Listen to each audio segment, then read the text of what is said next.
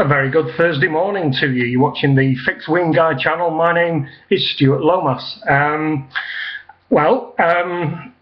Went to my local jeweller yesterday to have one of the links, the full link put in, not the half link. I say I'm a little bit of a freak, I think. I've got this 8-inch wrist. I know people kind of average out at 7¼ 7.5-inch wrist.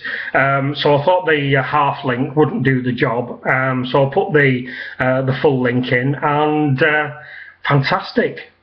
It is lovely now to be able to wear my new watch with it not hurting. So what I'll do today, I will do my review on this watch. It would be very easy for me to say at the beginning of this video,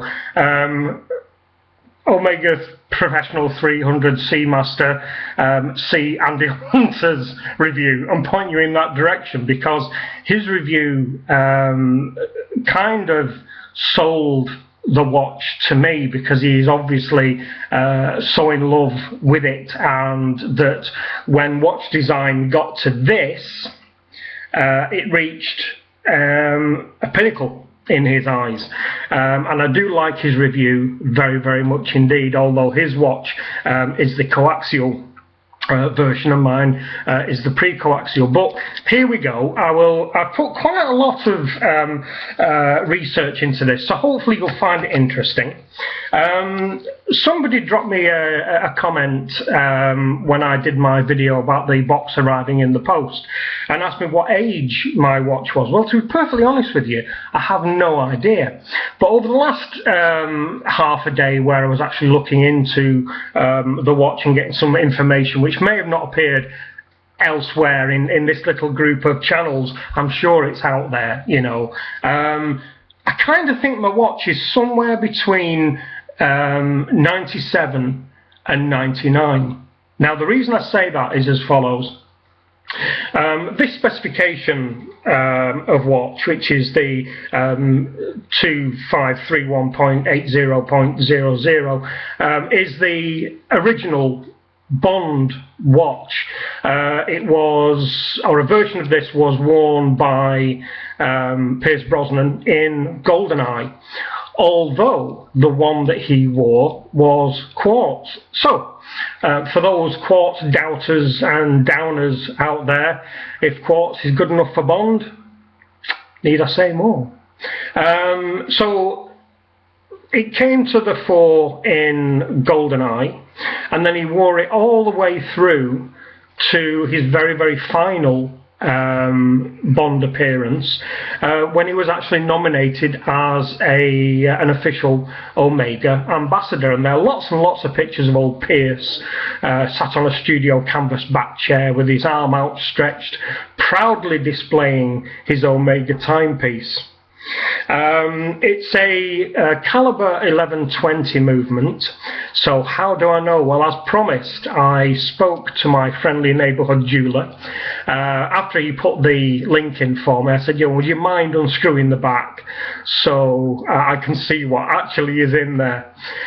He pulled the back off, and first words out of his mind went, oh no, it's a cheap Chinese knockoff. Now, to be honest with you, I kind of prepared myself should that happen. But fortunately, my jeweller, being my jeweller, a guy called Jonathan, who's a lovely, lovely bloke, does like to pull my leg, and we turned the watch towards me, and sure enough, in there is the caliber 1120. As we're probably all aware, that it's based on an ETA or ETA 2892-A2. There are a number of people out there who will say that this is an in-house movement. It kind of isn't, but it kind of is, and I will explain that. What Omega do, they basically take the ETA movement in-house, they add 3 jewels to it, 2 jewels to it, which making it a 23 jewel movement, and then they do a lot of their own engraving on the rotor, they rhodium plate the bridge and the rotor, and they also use the 24 karat gold plate to actually put the Omega logo and the Omega lettering and numbering in there. It is a lovely movement, and what I'll do, I'll put a customized thumbnail of the movement on the video upload, so you can actually have a look at it. It's a lovely thing, and to say that I was relieved after a number of people saying to me, oh, you know, you need to be sure these days, it's funny that it's not come without papers and di-da. But sometimes I kind of think, yeah, you have to go with your gut. You can use all the knowledge that you can attain off the internet, and speaking to the buyers, the sellers, you will get a fair idea whether these people are shady characters and try to push something upon you which is not genuine. And I didn't get any of that from Ivan, who was a gentleman who sold it to me. So the upshot basically was, it is a bona fide watch. So big beads of sweat wiped from my forehead yesterday. To basically teach you to suck eggs, of course, it's got the beautiful slate grey wave dial, which is a bit of an anomaly, this one, because I've looked at it from all angles, and sometimes it looks very grey, sometimes it looks the blue-grey that slate actually is. Other times it looks a very dark, rich blue.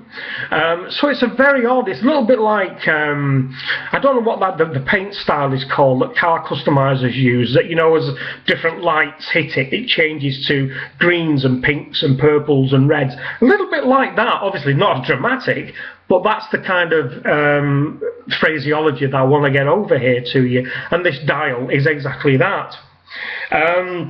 It's got a beautiful domed sapphire, not as domed as obviously some watches out there that you can get, but it's a beautiful sapphire crystal, and it does have an anti-reflection coating, and I believe that the anti-reflection coating on this watch is actually on the inside of the sapphire rather than on the outside, because we all know, I mean, certainly from spectacles, what a nightmare.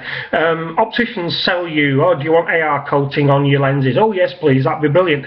And as soon as you scratch it with the slightest little grain of dust, you just can't get it out. So I think it's a very worthy idea to have the AR coating on the inner surface of the sapphire crystal. The beautiful artisan made bracelet, that 5-link bracelet, what a work of art that is. I mean, it is now only available on the Seamaster range. You can only actually get it on the Seamaster range. If you want it on any other watch, it is extra money, so I'm led to believe. The links are connected with friction pins, which hold it together very tightly, because obviously there's potentially quite a lot of movement within such an intricate bracelet. And in each end it's got collars on each end of the pin to minimise that movement as much as possible. Now obviously over time we're all aware that you do get stretch, and you know, eventually you are going to get some movement. Fortunately, I don't know whether it'll pick it up. There's actually no rattle from this one. You know, and you bear in mind, I mean, the end links are lovely, and if I'm right with the age of this, which is a, you know, 99-2000 watch, it's not a young watch. So as I said in my unboxing, in my opinion, whoever had this first, because I'm the third owner of this, loved it. And I know from talking to Ivan that Ivan loved it. You know, and he would still have it if his wife hadn't given him grief. So I think it's been looked after and cared for. I hope my camera will pick this up. Just before I'll try and get rid of that glare for you, just hang on. There you go. Just between the 11 and the 12, there's a little dot, which is the only mark on the bezel. Obviously, you see that there? Somebody has caught it on something and it's taken a little bit of the enamelling off, but that is the only mark on the bezel. It is the only one. It is, as Archie would say, minty, minty, minty as you can possibly get for a watch that's potentially 16 years old. Now, the reason I think that it's a 1999-2000 watch, post 2002-2003 production, to make fake manufacturers make their life a little bit more difficult. On the case back, there's the case back with the waveform and the hippocampus on there. Down at the bottom of the case, between about there, Omega put a separate and more intricate engraving of the Omega logo. Now, it's not there on my watch, hence, which makes me think it's certainly pre-2000, but I can't see it being a 2000 watch. I don't think it is. I think this is the last watch that was made for the end of Pierce Brosnan's reign as Bond. So where am I with this watch? Well, I'm delighted. I am overjoyed for the money I paid. I'm just enraptured by it. It is a beautiful piece of work. Needless to say, unlike a lot of fakes, it has the Omega dive extension, which I actually don't think it's ever been used, to be perfectly honest, because the fit and the finish of the dive extension is beautiful, and it's always a good sign if your watch hasn't got a dive extension, or a dive extension that looks any different to that you've got a dodgy one on your hands. So we'll pop that back in there, out of the way.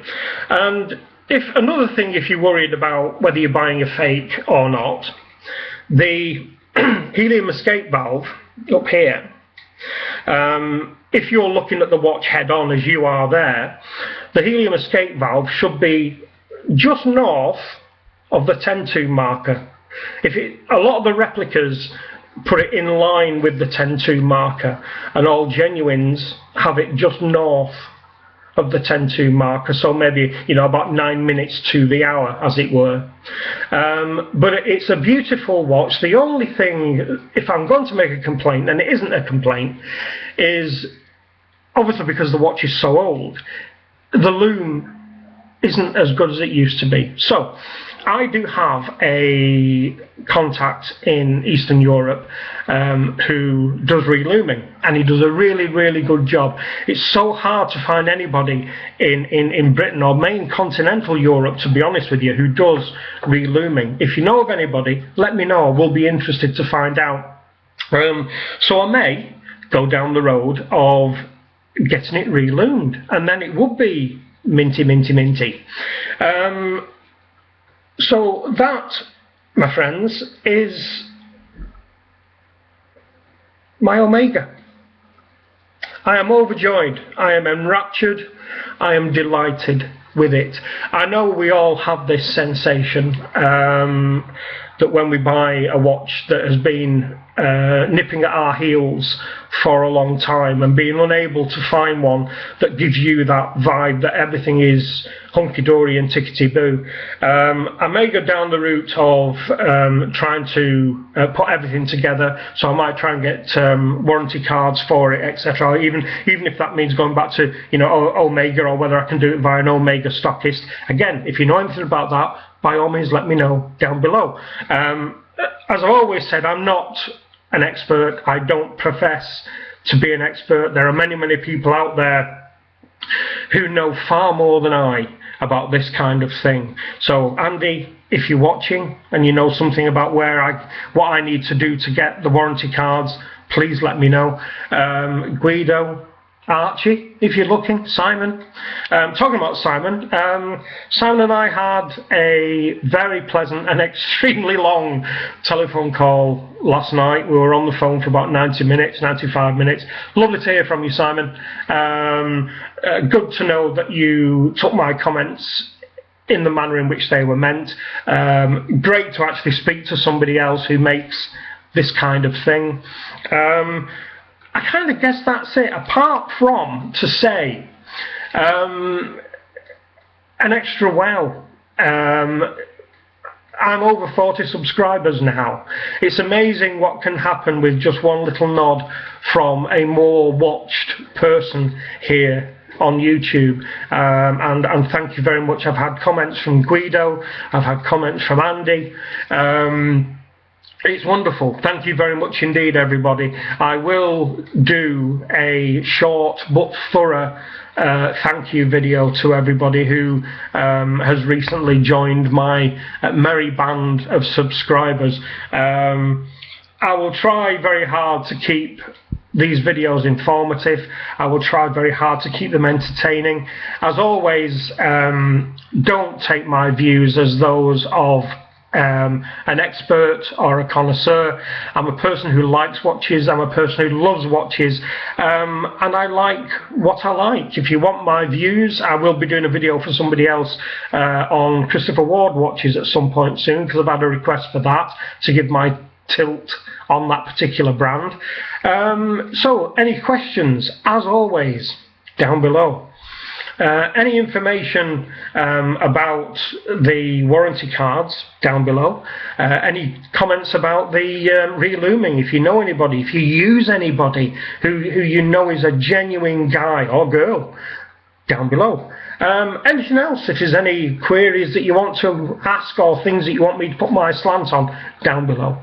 Thank you very, very much indeed for watching. It's a pleasure to make this. It's a pleasure to wear this. It is drop dead gorgeous, in great nick for its age. So, until the next time, thank you very much indeed for watching, and I'll speak to you soon. Bye bye.